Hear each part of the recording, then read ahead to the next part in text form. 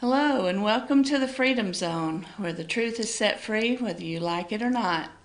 I'm your host Candace, and I'm here to talk with you about a few things you might have overlooked or want to talk about again through the news and other various current events. I'd like to do a shout out to a nice couple that we met this Saturday at Walmart, where one finds all good things, I guess, and their name was Willie and Linda. Very good patriots, very good people who love their country, and I was most happy to meet them.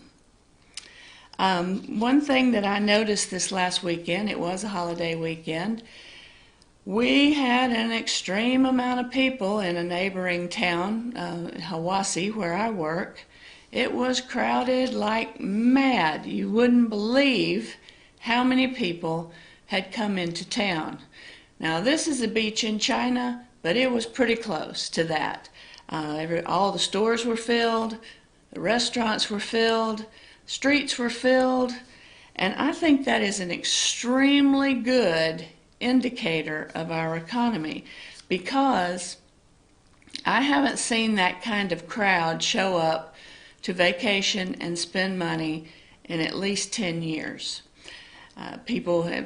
Looks like to me people have finally gotten over some of their fear of spending their money, because during the Obama administration and a little bit prior to that, everything was going bust, and you didn't know if you were going to be working, if you could pay your house payment or anything, because jobs were going down the tube like mad.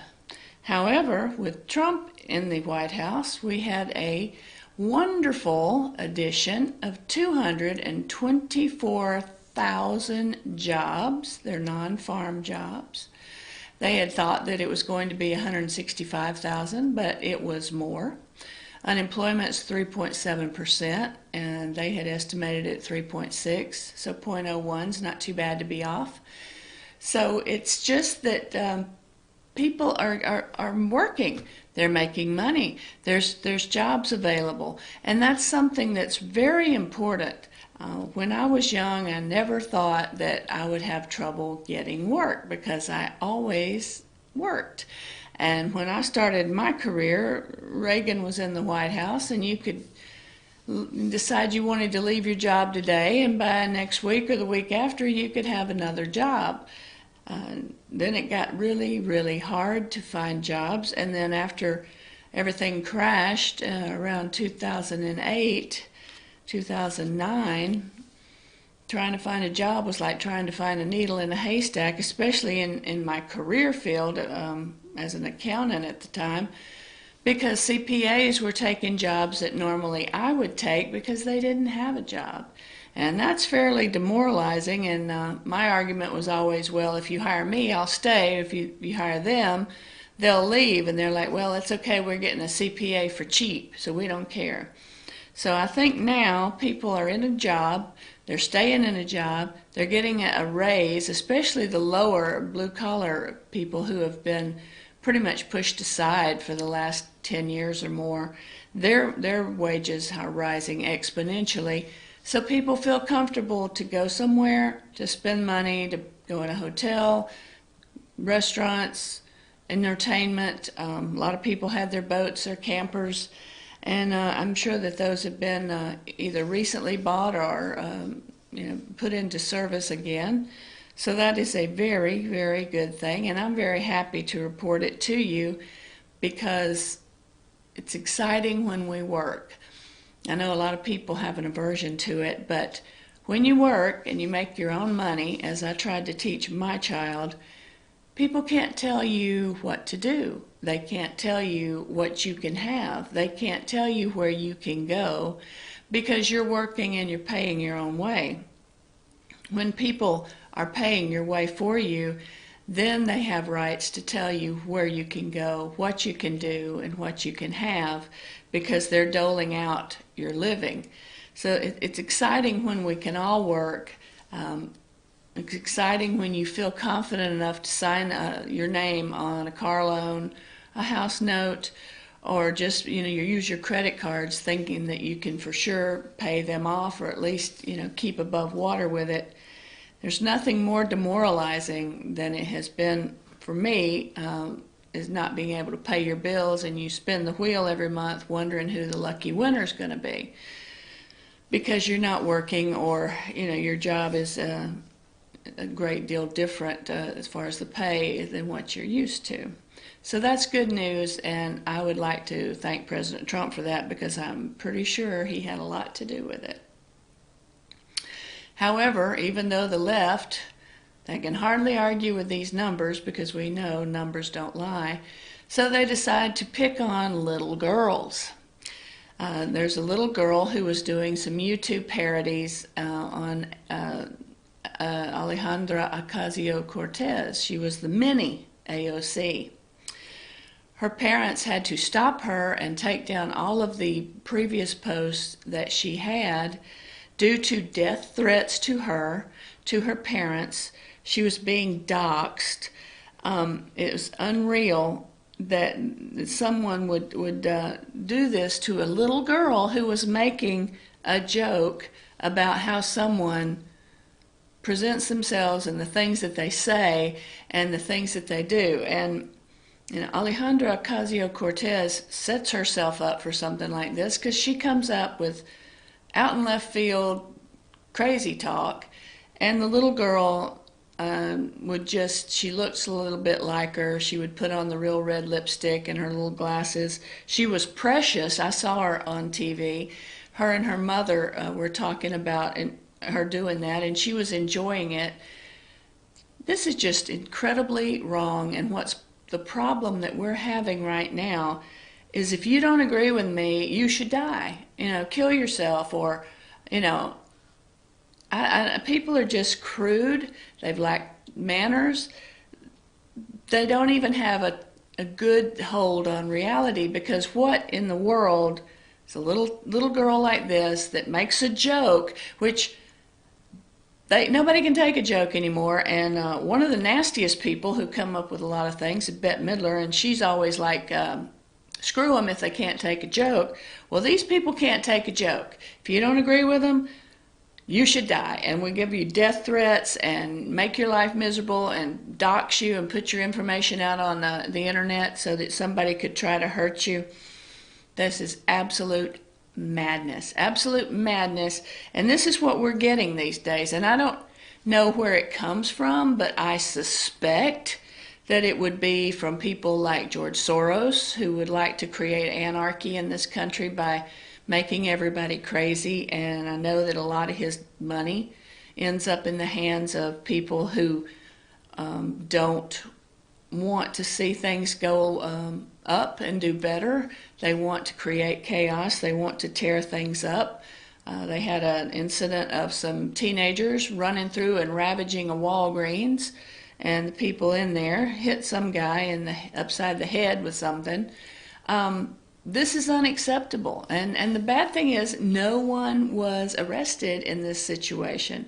And this isn't the only incidents of things like this happening.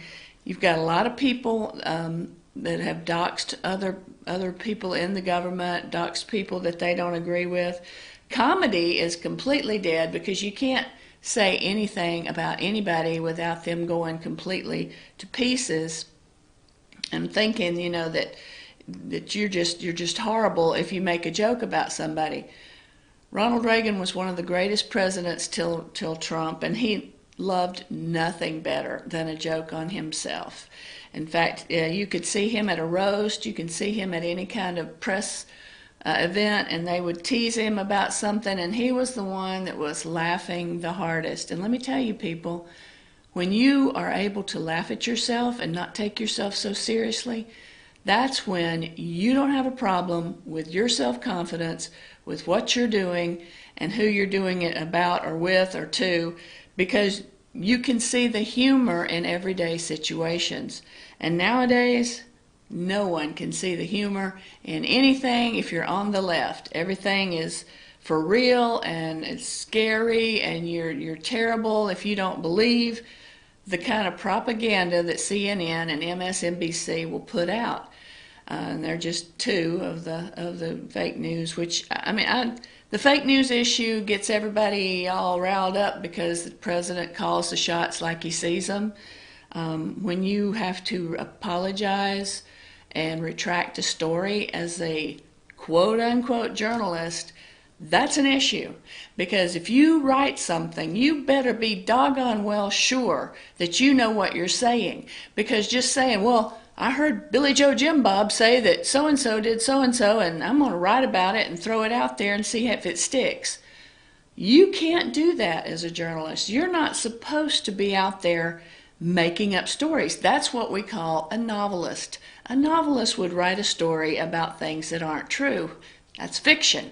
Fiction is fiction. Journalism is supposed to be a third-person, objective reporting of the facts. Fact A happened today, fact B happened today, fact C happened today. Not, well, I heard this and that and I'm going with it. You just can't do that and expect to maintain any kind of credibility as a journalist. It's just not going to happen. And they don't seem to care. They seem to think that it's some sort of, well, they're just like the Democrats' little faithful hounds in most of the quote-unquote journalists, and whatever their doctrine or their spin wants to be today is what they go with. And as someone who does a lot of writing, you can read my writings here on Fetch Your News. I've also written for the Clash Daily and for Politichicks. I try to be extremely sure that I have facts to back up whatever I have written, and I embed them in the story. So if you want to know more, you can certainly go to these links and find out why I got the story, where I got the story, and what makes it relevant and as truthful as I can possibly be. But that doesn't seem to be a burden on any of the major news organizations. In fact, their own corporate uppers, CEOs, and people that control them. And a lot of that we go back to George Soros and the Koch brothers and other people that are behind the scenes with a lot of money trying to make the world a worse place. They're calling the shots in this place, these places of quote-unquote news, or as a news source, which really it's more of just a news crapshoot, because it's like, oh, well, I heard it, I'm going to try it. So don't do that at home, boys and girls. If you want to write stuff, please be sure that you are backing up your story with facts or writing a fiction novel, which is fine. You can make up anything you want if you're a fiction writer. We're going to take a little break and then we'll come back. I have some more interesting things that I think I'd like to share with you today. So come back in next after the break to the Freedom Zone with me, Candace, and we'll talk some more.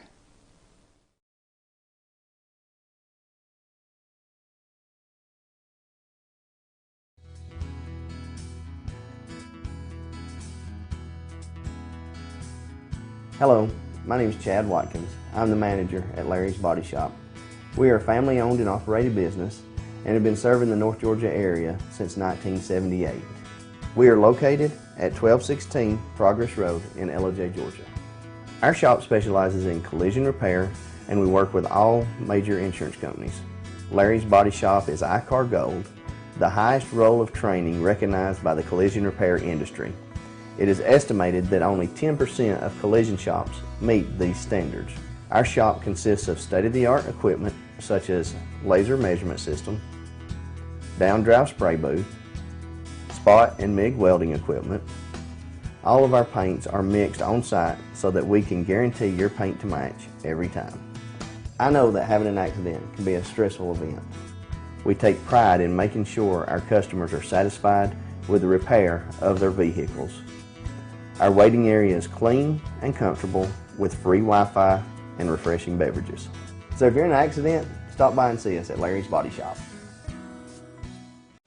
Hi, I'm Rhonda the Mattress Lady, and this is my husband Gary, owners of Mattress Overstocked in LJ next to Walmart. And we want to earn your business. From the time you walk in our door to the time we deliver your new mattress to your door, you will see the difference. Our selection and prices are the best in North Georgia, and customer service is our top priority. So y'all come on in and let us help you find the right mattress at the right price. That's Mattress Overstocked in Ellijay next to Walmart. Circuit World, with multiple locations to serve you in Murphy and Franklin, North Carolina, Blairsville, Blue Ridge, and Ellijay, Georgia. Locally owned and operated since 1985. Appliances, electronics, and furniture. Name brand products like LG, Samsung, Dell, Whirlpool, Ashley, Catnapper, and more. No credit check, only 10% down on furniture, and only $10 down on any new lease purchase. Mention FYN10 for your special deal today at Circuit World.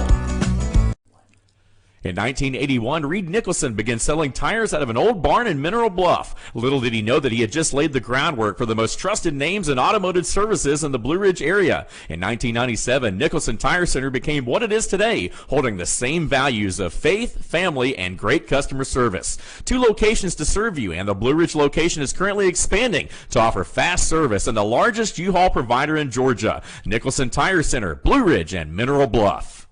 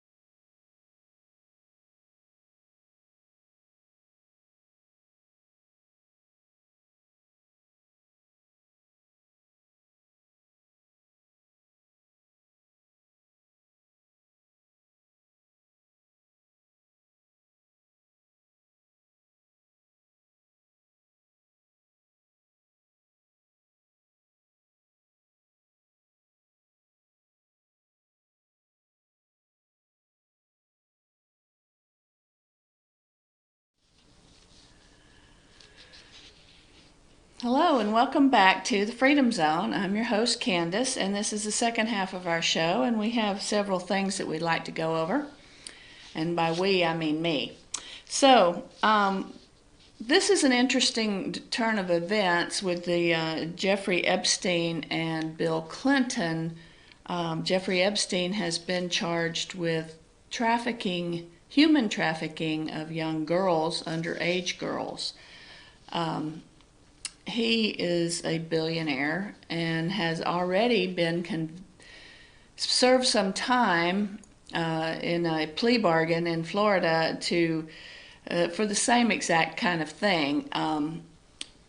But he and Bill Clinton were buddies, and they had this plane. They called it the Lolita Express because it had underage girls on it every time it took off. And the thing is, Bill Clinton says, yeah, I think I might know him. I might have ridden around in his plane 4 or 5 times. Well, no, according to flight logs, Bill Clinton was on Jeffrey Epstein's plane 26 or 27 times. I've heard 2 different accounts.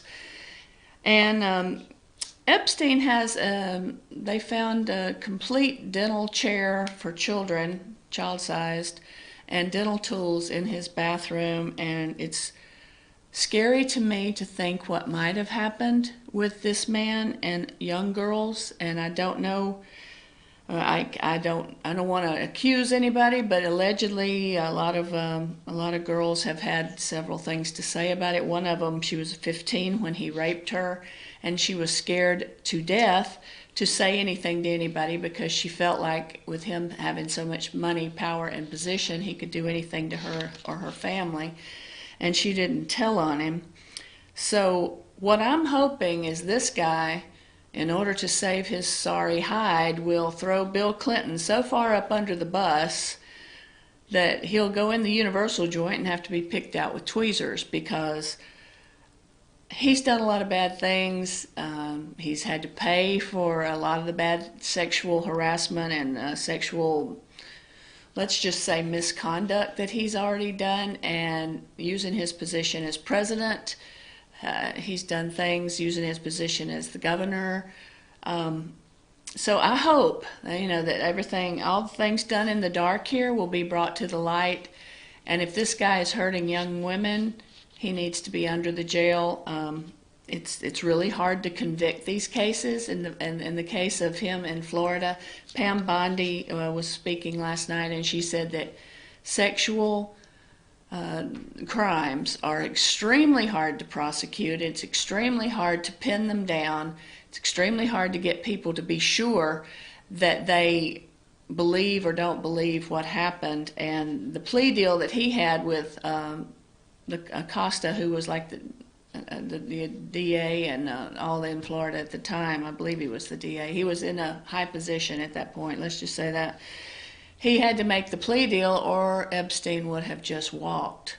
And at least this way he spent some time in jail and has to be registered as a sex offender. The miracle of all this, the thing that makes you go, is why all of a sudden it's more interesting to the mainstream media that Acosta is part of Trump's cabinet and is going to be part of Trump's cabinet, and that's more important than somebody who potentially has hurt people. You got to make it about Trump. Trump's a bad guy for picking this guy. Well, the guy did the best he could to try and convict a sex offender, and of course now that's of course a bad thing because he's a Democrat friend and he donates stuff to Democratic candidates such as Bill Clinton. I believe it said he got like $40 million when he was running for president the first time from Jeffrey Epstein. So they're kind of buds. Anybody that's going to give you $40 million, you're probably going to be their friend. I don't know, but I hope that this all comes to the light. All this is done in the dark comes to the light and hopefully puts an end to one channel of human trafficking and God knows what else. And I'm not sure I want to know, but I would like to see him in jail if all this comes out to be true, and his buddy Bill with him. Moving on to things that are in the news that should be in the news. A bunch of illegals actually were found this week in a cargo container. Now, you know what a cargo container is. We get them from China, we get them from Sri Lanka, we get them from all over the world, and it has products that we buy from these places. There's also no windows, there's no ventilation because it's made for inanimate objects. They found in this storage container, they found a pregnant woman and a child who was like 5, and they ended up saving these people's lives because it was about 100 degrees in the shipping container, and if they had been in there a few more hours, they would have been dead.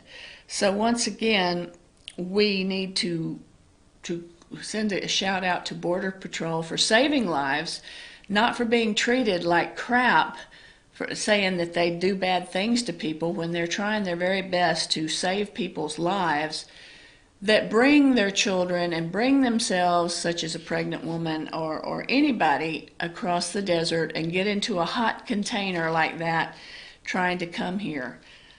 That's just not going to work. The bad thing about some of these people, some of them just want a better life, and it's still illegal to cross the border. But there's also a lot of criminals and a lot of people who have an agenda to do harm to us here in the United States, such as MS-13 gang members. A lot of people have been killed that shouldn't have ever been killed because these people shouldn't have been here in the first place. So in my home state of North Carolina, Senator Thom Tillis announces a Justice for Victims Sanctuary Cities Act.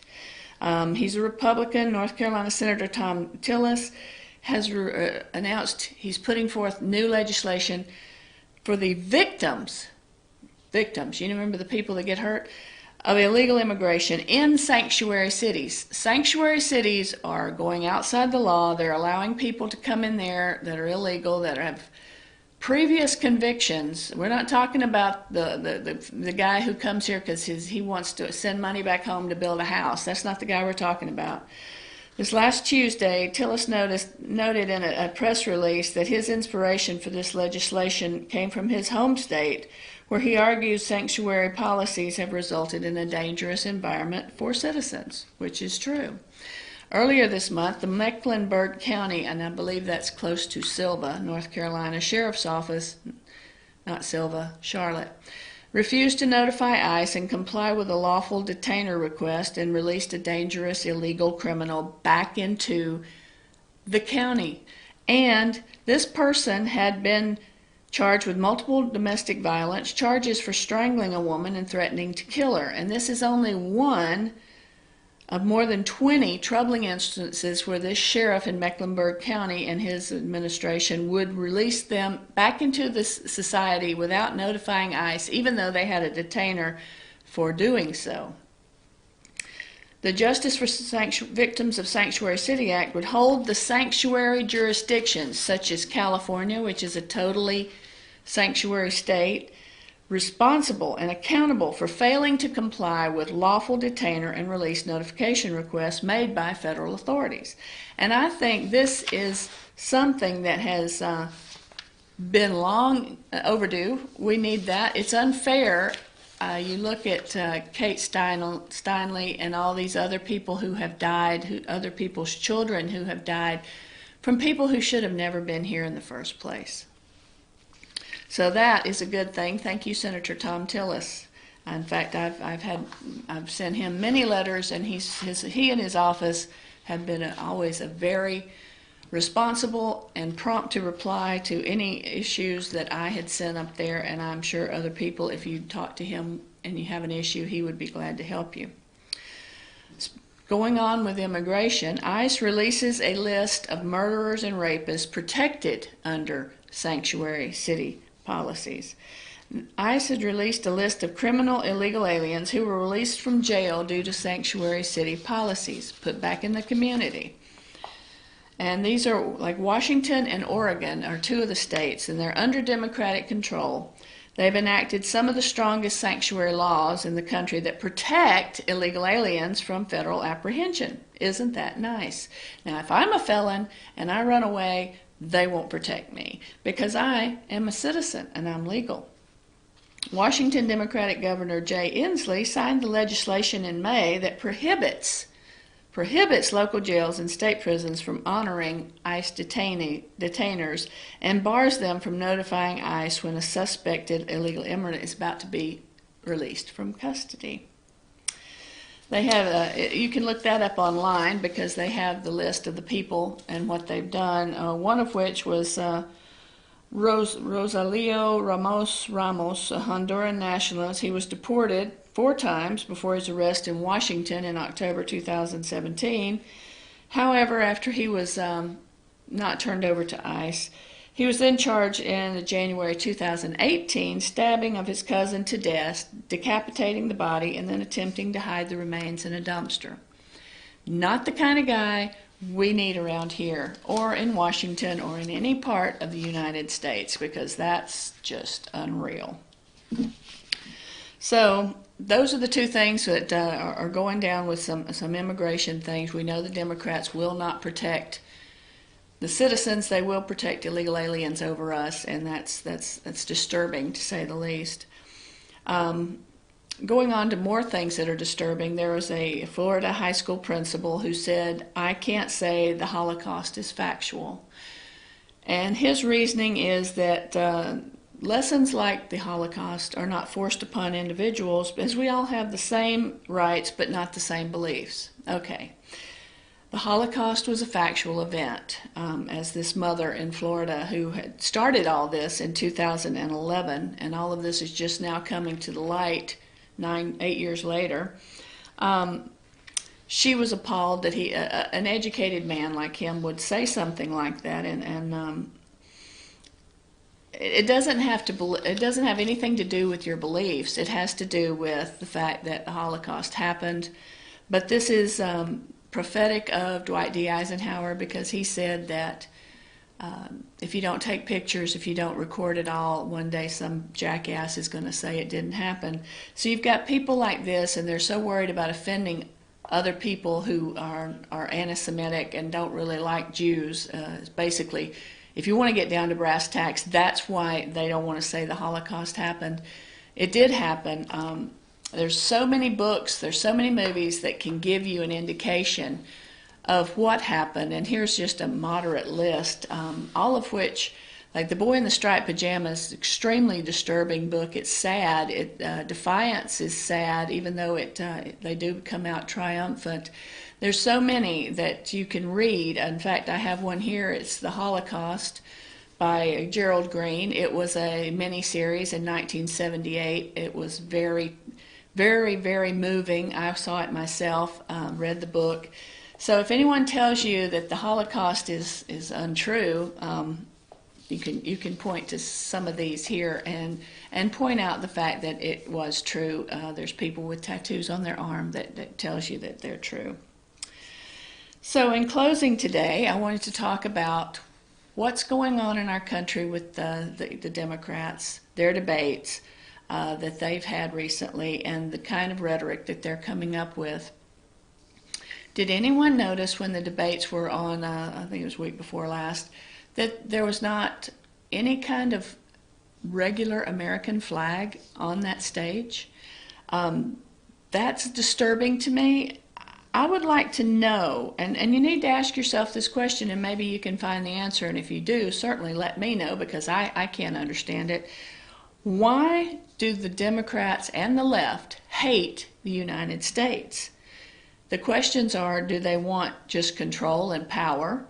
Or they want a two-class system? Or do they want lawlessness? Now, lawlessness is the first step to bring you to communism and socialism, because the people will need protection, so they'll go with whoever they think will protect them. But we go back to our root cause, which is like George Soros and the Koch brothers, paying people to go crazy. So ask yourself, why do the Democrats, why do the left hate America? It's the best place in the world. If it wasn't, why would everybody want to be here? Ask yourself that as you go through the week, and I'll be back next week to talk with you again about things that I've noticed in the news that I think we need to go over. So I'm Candace, and in closing, I hope you have a good week.